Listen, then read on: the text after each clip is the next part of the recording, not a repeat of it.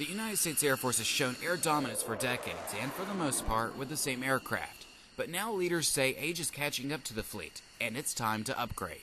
Most of us don't own 40-year-old cars, and if we don't own a 40-year-old car, we drive it on Sunday when there's not much traffic, when it's not raining, the sun is out, and we drive it slowly.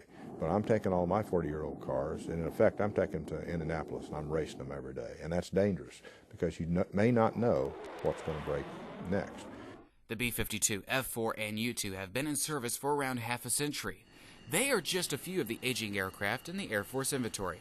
The last time we recapitalized was when we were doing the F-15s, F-16s, B-1s, back in the 70s. F-15, for example, is undefeated in air-to-air combat over the last 30 years. The problem is it won't be undefeated in air-to-air combat over the next 30 years, even if I can get it airborne.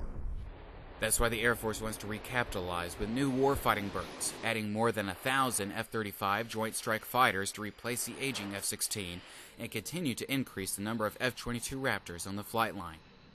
F-22 is a good example. That airplane will last for the next 30 years and be relevant.